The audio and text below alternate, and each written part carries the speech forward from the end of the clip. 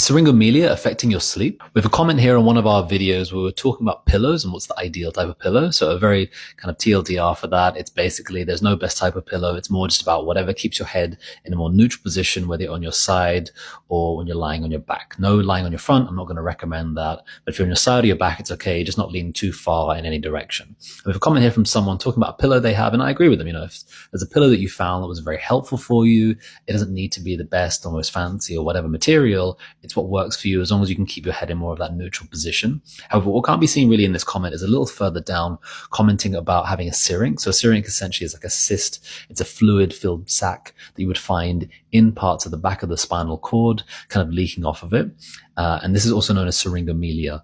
So this is something where it may develop over time because there may not be an easy way for the CSF, the cerebral spinal fluid, so essentially the fluid that lubricates all around your spinal cord, around the brain, it may not be able to pass properly, so it kind of gets stuck. It's a little bit like if you have water like going through a hose, and as it's getting to one area, there may be just kind of a bit of a choke point, so it kind of balloons in that area and then slowly passes through. It's kind of like when you see, say, even like, say, some rivers, where there may be like a bit of a lake or a pond in the middle of it. It's partly where some of it has then stopped and has not carried on flowing through that area.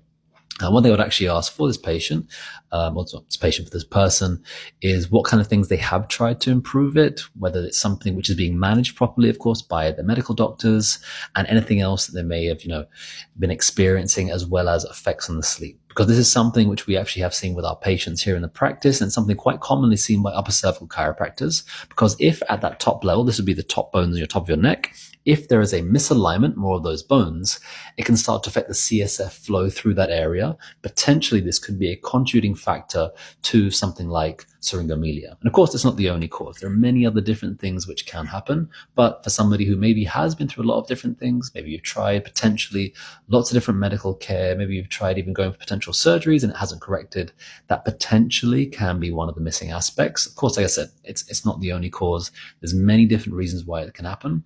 But for someone who does experience syringomelia and is affecting their sleep, potentially it can be something happening at the top part of the neck, particularly if they've already tried lots of different medical approaches in the past.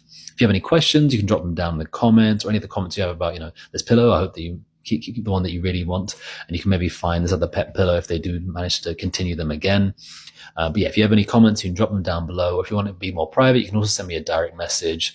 And if you maybe want to see an upper cervical chiropractor, but you haven't yet, and you're not based in Singapore, I'll do my best to try and find someone that can help you.